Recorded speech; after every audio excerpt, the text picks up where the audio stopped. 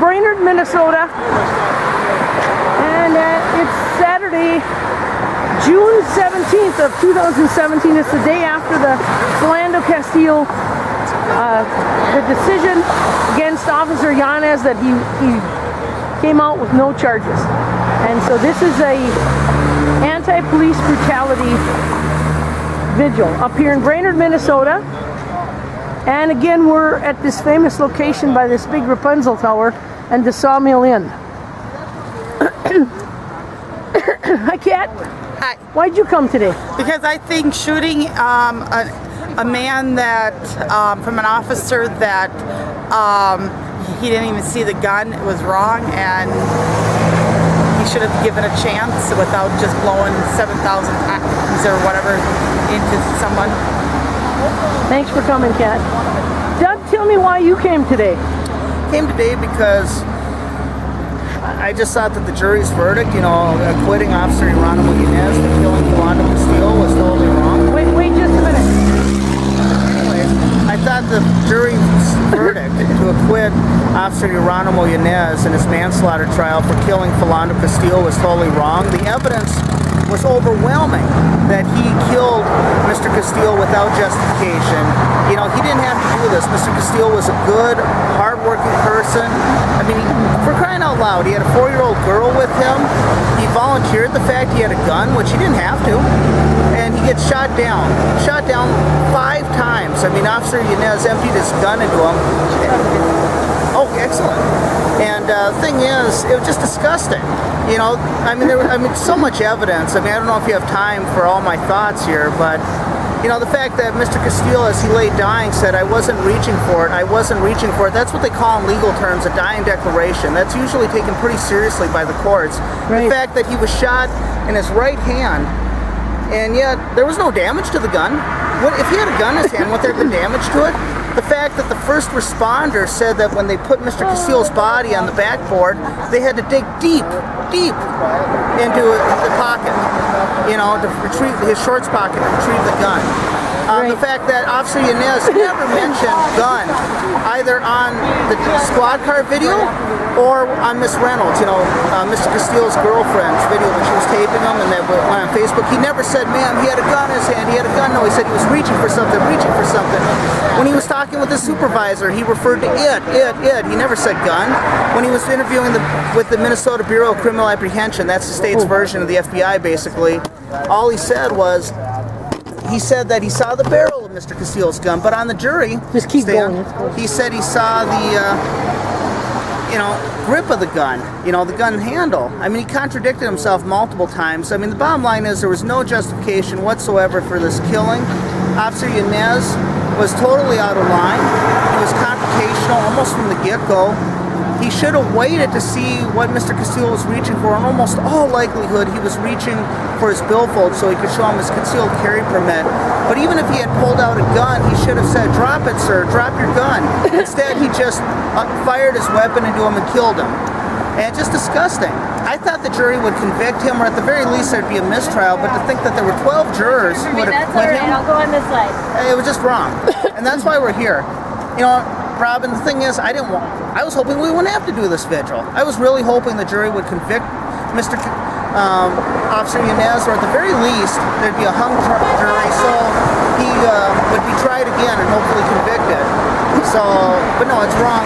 And we're here, I should also say, in solidarity with our brothers and sisters in the Black Lives Matter movement. They held a huge rally yesterday in St. Paul.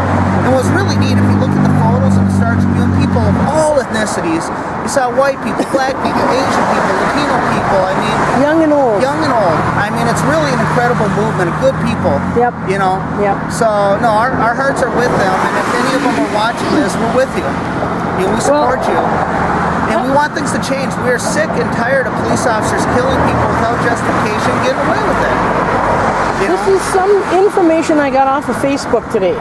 Yanez changed his story twice. Yes. About what made him suspicious of Castile. That's right. And why he followed him. That's right. Yanez claimed that he pulled Castile over for a broken tail light after following him for 2 miles, even though a check of the car afterward That's right. He had no showed neither tail light That's light right. out. That's right. It was a- Castile went above and beyond his That's right. duty to That's right. disclose that he had a licensed weapon in the car. He didn't have to under Minnesota law. He did not have to. That's right. Yanez did not follow proper techniques. That's right. If he was afraid of Castile, was reaching for a weapon only, saying don't reach for it instead of freeze, stop, or keep your hands on the steering wheel. Yes, he failed to follow proper technique. You know, as a 7 police officer, he did not follow procedure. 7 seconds elapsed from the Castile's disclosure when he was shot.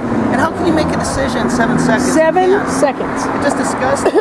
Yanez did not stand behind the B pillar That's right. of the car, the bar between the front and the back windows, as he was trained to do in that situation.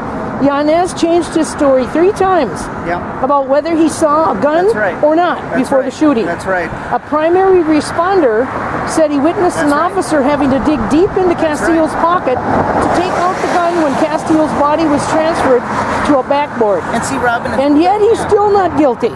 Yeah, exactly. I mean, if I had been a juror, I would have had no problem. And I believe in reasonable doubt, and I really do. You know, sometimes because of that standard, proof beyond a reasonable doubt, you have to acquit people you would not want to acquit because it's a tough standard. You have to. You're legally and morally obligated to do so. But in this case, the evidence, like you were saying, was overwhelming that Officer Yanez killed Philando Castile without justification, that he panicked, he was too aggressive, whatever the case was, he shot dead a man he didn't have to. Just a cruel, cruel act, killing a good, hard-working man who deserves so much better. So that's why we're here, you know. Well, thank you, Doug. I'm going to go get pictures of these signs. Sure. Hi there.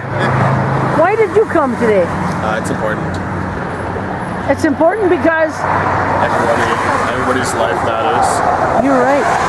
It's absolutely right. Because justice was not served. Right? The law is not written. The law is... The law is written in a way that allows these things to happen. Yes, you're right. Thanks for coming. I don't know you, by the way. I'm Robin. Kendrick. Robin Hensel. Nice to meet you. Kevin? Kendrick. Nice to meet you. Larry, why'd you come today?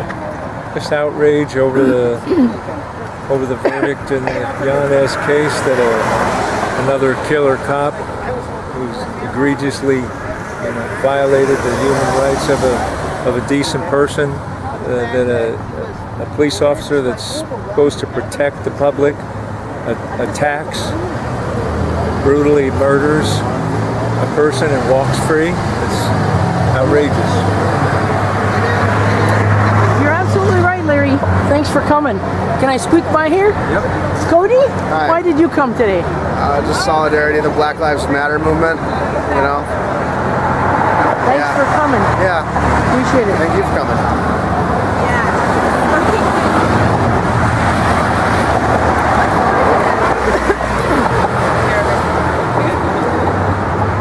Hi there. Hello. Why did you come today? I'm glad you joined us, by the way. I'm Robin Hensel, and you are? I'm Jennifer, Jenny DeReese. Nice to meet you.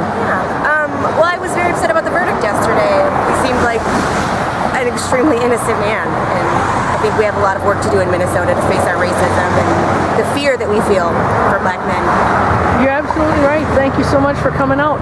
And I haven't met, well, I met you over there, but I'm Jess. Jess, and why did you come today?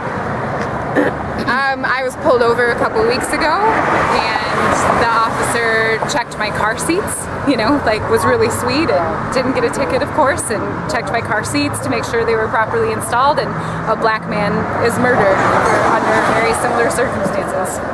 So there's obviously something wrong with that. That's right. Thank you so much for coming.